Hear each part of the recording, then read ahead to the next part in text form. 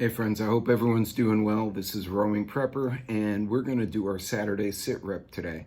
Um, there was actually so many weird things going on that I actually wound up printing out two separate reports uh, just to get everything put together. It was a lot to go through. So I'll be right back, and let's talk about these moving parts. We all know something's going on. Right now, to me, it's more a question of what's going to break first. Is it going to be the economy? Is it going to be Eastern Europe? Is it going to be Taiwan? I don't know, somebody going to, basically their country's going to go underwater? I don't know. But let's go through some of this stuff, because there was some stuff that was interesting that even I didn't know. And I don't know if anyone's mentioned it because nobody knew it was out there. So I'll be right back, and let's talk about this stuff.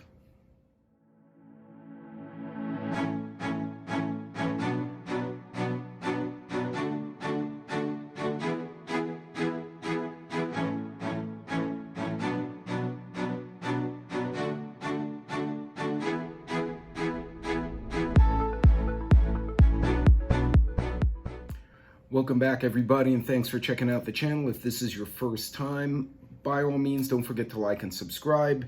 I prefer a like. If you want to put a thumbs down because you didn't like what I said, that's fine too, but definitely helps the channel. I normally premiere my Saturday SitReps, so I should be in the chat. If for some reason I'm not in the chat because of work or some other obligation, if you have any questions, put them in the comments below the video on YouTube, and I will be happy to kind of fill in what I can and answer what I can. So anyway, these are, once again, public releases from State Department, corporate, and media sources, and I'm trying to get a spread of resources. So a few things interesting. Africa is absolutely unstable in a few places. Burkina Faso, which I've mentioned the last couple of SitReps, has had multiple groups try to take power, and they basically had a coup recently. Well, now it turns out that they're saying the Russians may have had had a hand in that involvement, and that kind of makes me wonder what's in Burkina Faso and in the surrounding countries that's so interesting. So I got to do a little bit of homework there. I'm wondering if it's some kind of rare element, or some other resource that's there, or if there's some geopolitical reason. I'm not sure, but now that they've pointed out it's not just like some internal strife, which is common in that part of the world, but the Russians have a direct hand in it. I'm super curious why that is. In any case, so Nigeria is right now having issues because a Chinese police station known as a service station is now located in Benin City in Nigeria. And they're also in two other countries, including Maseru in Lesotho and Tanzania. There are 35 service stations in 16 European countries. So 35 stations in 16 European countries. That's interesting. They call it a service station, but it's really a police station. Now, why there are openly operatives in other people's countries is concerning. One, not only is it subjugating and terrorizing, and even if it's just psychological, any refugees or evacuees from that country or any affiliates, but also we have foreign operatives openly operating in other countries, and everyone seems okay with it. So what's going on there, I do not know. That came from the Sahara report, Sahara reporters. And the prior report, the Russian role in Burkina Faso, actually came from the Washington Post, not one of my favorite newspapers, but it seems like an interesting thing. And this was kind of a bit curated by these third parties, so they probably double checked and made sure like there were at least a couple of points. Now, another thing in Africa, in Kenya, the droughts are forcing the Kenyan people to sell their cattle under market. So here we have yet another example of a independent nation that's having to sell its beef commodity either at reduced prices or basically destroy them because of drought, because of a lack of food, because of a lack of feed. That's a problem. Again, these are the things that happen now, and 4 to 6 months from now, they make their way into the market pricing and into availability. The same thing we said 6 months, 8 months ago about the food shortages, the inflationary effect we were going to see right now. We're now seeing that. Now there are other things at play. So yes, Kenya, the Maasai people are actually having to sell off their cattle because the cattle are starving, right? They're dying because there's no water, no food. So interesting stuff. Also, South Sudan is right now had 150 people killed in 2 days of fighting because of ethnic groups. Not uncommon there, but it's becoming very prolific, and now it's starting to spread to other countries. And Uganda is now locking down an area that is now a new Ebola epicenter. So as if we didn't have enough diseases running around, now they want to bring Ebola back. Anywho, East Asia and the Pacific. So let's talk about East Asia. Okay, so East Asia and the Pacific. Right now, they've got a bomb blast in Myanmar, and again, there were other issues going on there. Interesting that Burma is having all these issues in their Myanmar province. Again, that is something that is right in the South China Sea, so it could be internal issues. It was at a prison, and this is from the SCMP News, but it could also be instigated, right? If you want to take over commerce in the South China Sea, if you're like the country of Z, you may want to disrupt other countries' commercial hubs, and that is definitely a big one. Also in Malaysia's going through their year-end elections. So you're going to have elections in the US, elections in Europe, the UK, and they just had elections in Italy. They got a far-right leaning leadership, and now also in Malaysia and other countries. So there are a lot of elections coming up in the next quarter, and I think that's going to lend to instability depending on who wins. So that's going to be really, really bizarre to behold. Now, going to Southeast Asia and the Pacific, Australia, I mentioned a few weeks ago, actually last month, that China was trying to influence the Solomon Islands into providing a Chinese paid-for naval base, which would literally be a few, under 500, I think, kilometers, I could be wrong, from Australia's coast. And Australia is not cool with that. So anyway, Australia pledges millions for police deployments to the Solomon Islands. This is from Channel News Asia. Australia will set aside $46 million to fund police deployments in Solomon Islands in next week's budget, part of an increase in spending in the Pacific intended to shore up its standing in the region as China seeks greater influence. So again, you're starting to see pieces of the puzzle once again. So you have Russia and Burkina Faso, you have China and Nigeria, now you have China and the Solomons, and Australia's trying to counteract that. Also in Australia, they're seeing millions of Australians have had a bad run with their personal data lately, whether it's telecommunications companies or private insurers. They've had a lot of hacks going on with the Australian citizens' information. They're not hitting the government, they're hitting companies. Also interesting, the timing of all this, all one after the other, while other things are at play. Now, while we're in the Pacific, Japan has announced that Japan and the US will conduct major military drills from November 10th. So at the same time, North Korea says it fired artillery shots as a serious warning because of the South Korean and American drills. So once again, you've got a lot of military units making maneuvers around each other. And when this happens, you increase the probability that someone's going to have a mistake. Again, South Korea, if they fired in the wrong direction and hit American troops or an American ship, it would be game on. Once again, if Japan and the US are doing drills and China somehow gets tangled into it, you have a problem. So again, and China's been bulking up its military very quickly, much to the dismay of China. So these are things that are all going on at the same time. For the record, the Japan and U.S. military drills information was from Reuters News.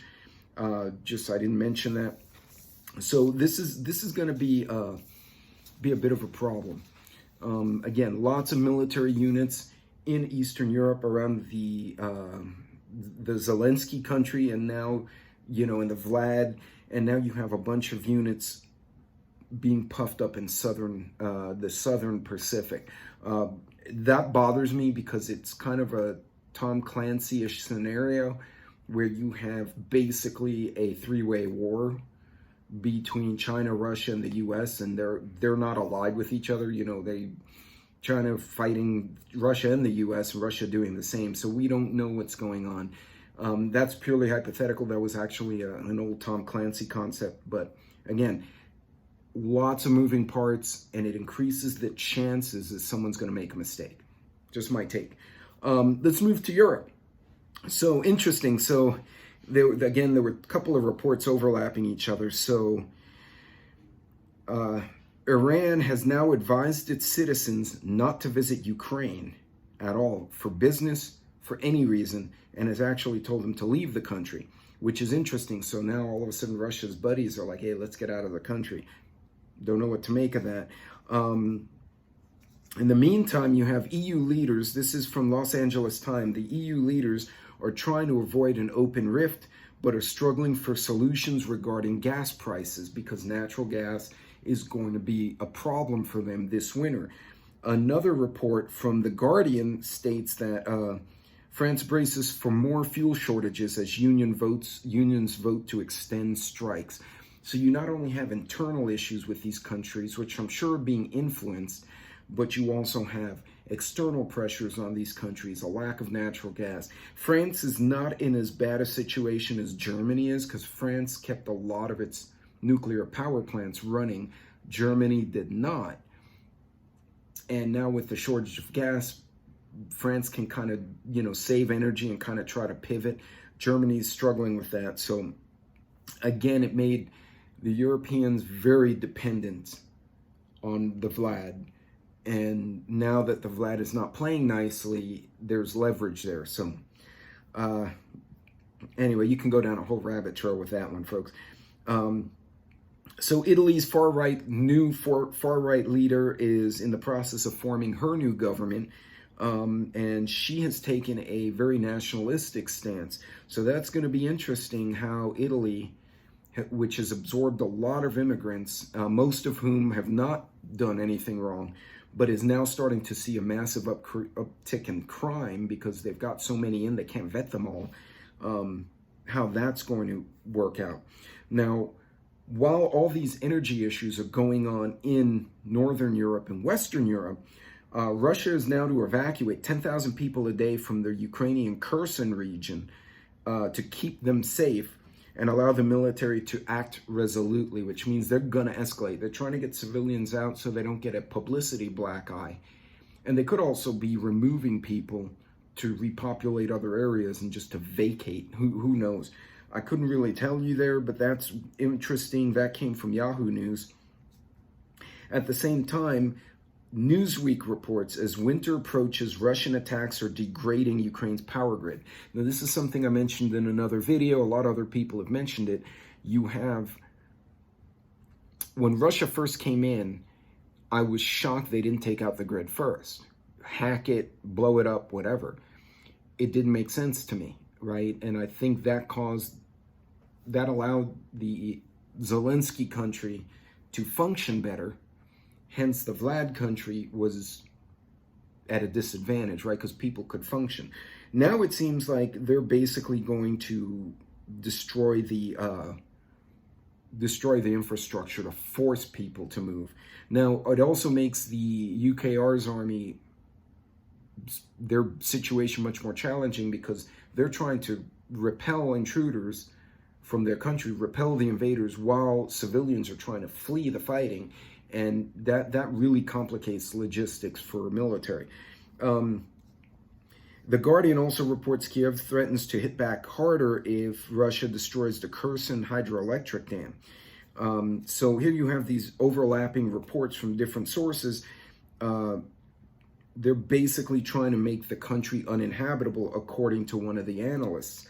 And again, it's a question of, we're about to hit winter, and now Mr. Vlad is saying, you know what, we didn't get what we wanted the first time, so now we're going to destroy the infrastructure so that you have no choice, but people will flee, or they'll die and starve, or whatever, or they'll freeze to death. So we're now starting to see an escalation in the war where it's no longer military targets. They're now hitting civilian targets, infrastructure, not accidentally and claiming, oh, it was an accident, or stupidly. They're deliberately hitting them. I mean, they're not even trying to hide it.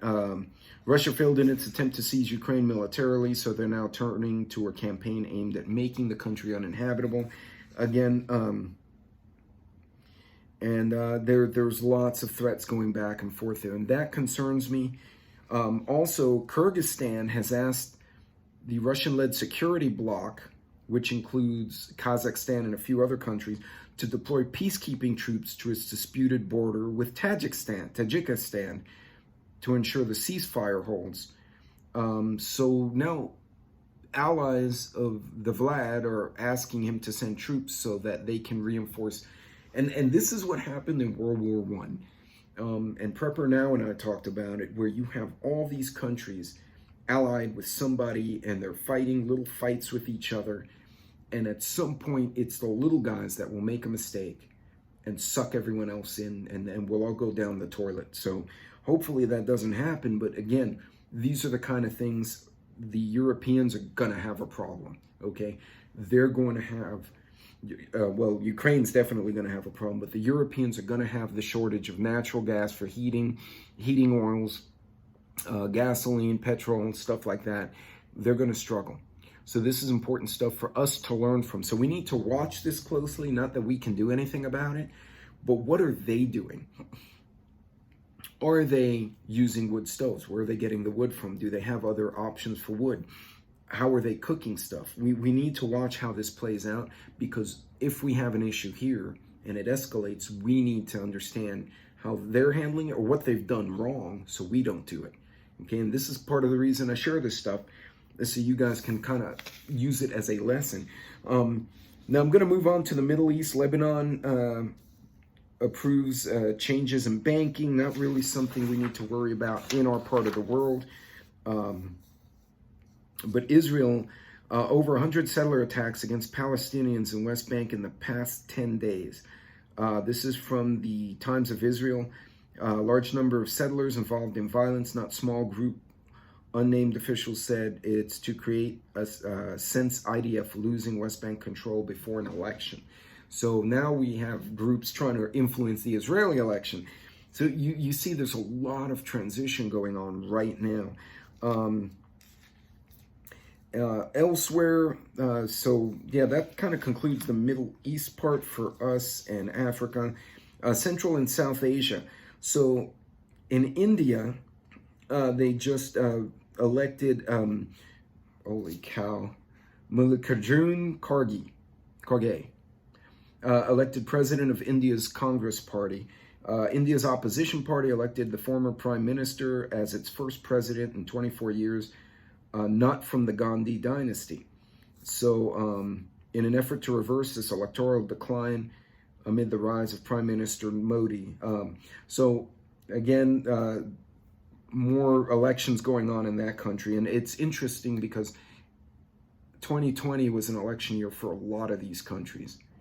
And look what went on. And here we are in 2022, election year for a lot of countries, and look what's going on. So it's super interesting.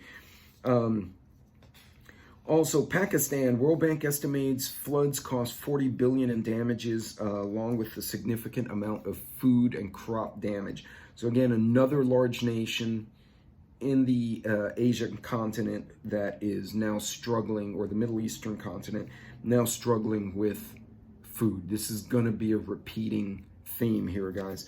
I can't emphasize enough. Do what you can within your budget, within your means. Be systemic, though, and collaborate. Get ideas from other people, folks. In any case, some of this other stuff, people sue Qatar Airways and whatever. I don't really care about that. I don't think you care about that. So we'll skip over that. So now Brazil this is Reuters news. Brazil's National Electoral Authority is announcing moves to crack down harder on online disinformation. Sound familiar? In a fierce presidential campaign before far-right incumbent Jair Bolsonaro and leftist challenger Luiz Silva. So that will be definitely interesting. That's in Brazil. This is Western Hemisphere now. Sorry, guys. From Reuters News. Haiti, from AP News. UN to vote Friday on sanctions against Haitian gang leader. He's a gang leader. He doesn't care. He probably has illegal bank accounts. You're doing nothing. Arrest the man or shoot him. I just don't understand what they're doing here. Anyway, the U.S. and Mexico drafted, that's bad. If the U.S. and Mexico are both drafting a resolution against a gang leader in Haiti, they're like, yeah, this guy's got to go. So he'll probably have a car accident in the next month or so. But again, even in South America, the gangs, the violence, it's spreading, and that's super concerning to me. Here, Chile, scattered clashes in Chile mark third anniversary of riots. Clashes around Chile between protesters and police on Tuesday mark the third anniversary of widespread protests against inequality in 2019. That's really a regional issue. I would be careful if you're going to travel down there for vacation or to hike the Andes or something, because a lot of people do that. You got to be careful what you're doing in that part of the world. Mexico. Okay, Reuters. Mexican President Lopez has shaken off criticism against the country's defense ministry for refusing to appear before legislators to explain a massive cyber hack resulting in a massive data breach. I told this, I can't remember who I told this to, but I told this to another creator, and we were just chit-chatting about stuff.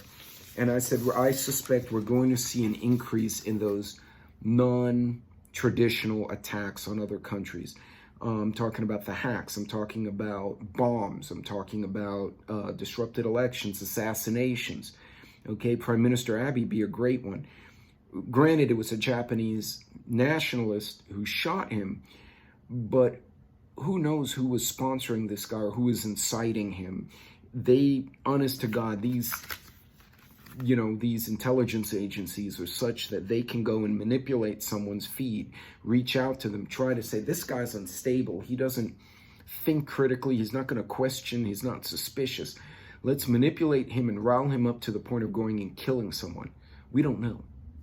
And then they can delete all their footprint. Purely a tinfoil hat theory of mine. But you're going to start seeing the removal of leaders, which we already have seen. You're going to start seeing even the UK's prime minister, the new prime minister who replaced Boris Johnson, lasted 6 weeks. She's already resigning. The instability is going to come from non-symmetric, atypical, oddball things that you can't really pin on anyone. The hacks, the dropping of the grids, inciting of riots, the fact Russians are in Burkina Faso, who's to say that Burma's problems aren't being sponsored by China to make them be distracted internally. There are a lot of things, and you're going to start seeing this. So my suggestion, this is just my hunch, watch the news. And they won't post a lot of it, right? Because it's going to look at the surface, it's going to look like just a regional thing. But watch for weird things, big data hacks, cybersecurity hacks, dropping of grids, planes with important people having an incident or engine failure. Those are the kind of things that I think will precede something greater. And I think those are the kind of things we need to watch for. We need to pay attention to things building to something bigger. We're already seeing it with the food and the inflation and all that. But I do not think the big three, right, the US, Russia, China, and their buddies, wherever they may be, are done.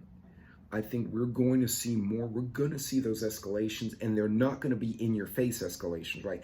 That's an act of war.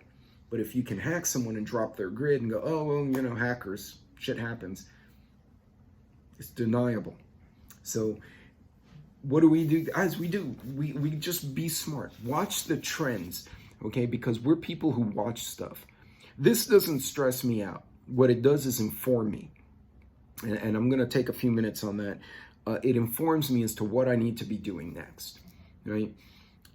During the 2021 blackout here in Texas, we were okay, but I was like, I can do better, right?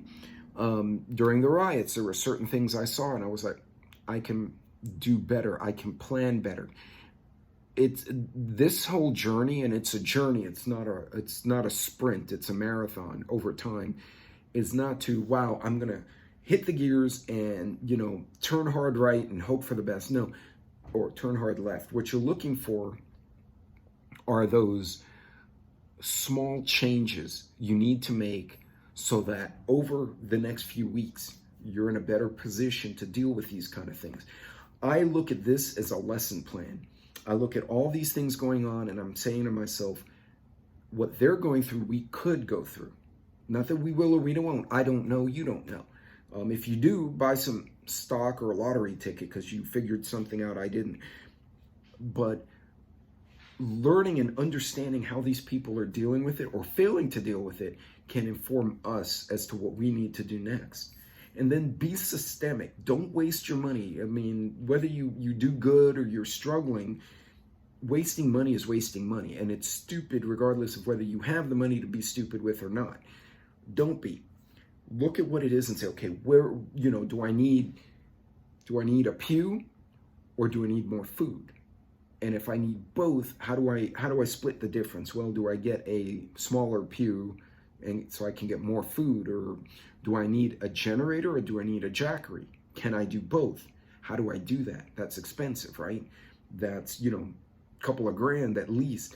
Well, can I move this around so that I can afford this other thing? These are the things you want to think of. And also keep in mind, if you can get things that serve other day-to-day purposes, that's great. You guys know I do a lot of charity events. I'm out on traveling a lot. So solar power banks, right? You put them out on your dashboard, they get charged up, they charge your phone. Jackeries, I take them to the field. I don't just have a jackery for, oh shit, something has happened. I take it, the little one especially because it's small, with me on outings, on charity events, camping trips. I'm constantly using a lot of the stuff I prep. That's kind of ideal because not only A, are you rotating the product, B, you're using it and getting familiar with it, but under stress, you're not trying to figure it out while your hands are shaking from an adrenaline dump because something horrible just happened. So be systemic, try to find things that will serve dual purposes. You want a pistol belt, that's great, but can you get something else that you can use out in the country? I don't know. You guys get what I'm saying. Also repurpose stuff, right? So if you have like, I don't know, hell, a Topo Chico bottle and you guys see me drinking all the time, I actually saw someone cut the tops off and make them into candles. Well, I have a pile of these empties floating around any given week. So now I'm like, well, how did he do that? So I'm going to have to go watch that video again and maybe go to Hobby Lobby and make myself half a dozen candles. I mean, I got the glass and it would be fun to do. At least it would be something I can learn. If nothing else, I can trade them, I can sell them, you know, stuff like that.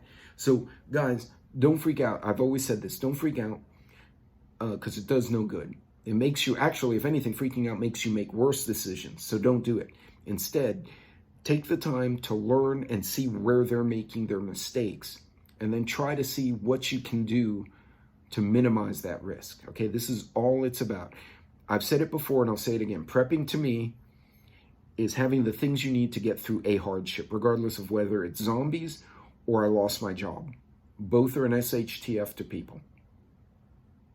So I'm going to leave you guys with that one. And remember, don't forget to like and subscribe. Throw any questions you have below. And God bless, Godspeed. Enjoy your weekends. Like I said, this week is really, really, really busy. And actually, I just found out a colleague is transferring and another one got a job with another company, which is actually a really good move for that colleague. And so now there are less of us on my team. So basically, I'm the only engineer on the team for now. So I'm going to be super busy, which is good. They take care of me and I can't complain. I'm blessed. I'm healthy. I got support and I got the equipment I need to do what I need to do. But it's going to be busy. That's fine. That's job security, right? In any case, so if you don't see me doing a lot of lives, I'm doing more pre-recorded. That's why. It's not that I don't want to chat with you guys, because I love to do that. But, you know, we all got to do what we got to do to be ready. And if nothing else, just to live and enjoy life, right? In the meantime, guys, plan, write it down, ask questions. You got questions, email me, email my mods. My mods are a great group of people. I do rotate them. Sometimes you'll see one who's a mod 1 month, not a mod the other, because I know they get busy. And it's a lot to ask people to jump in and mod for me. A lot of them have different expertises. Reach out to them, ask them questions. You may not agree. They may give you an answer like, I can't do that. That's fine. But it's something now you have in your head. So in any case, guys, God bless, Godspeed. You guys take care of yourselves. And I will see you guys on my next video. Take care.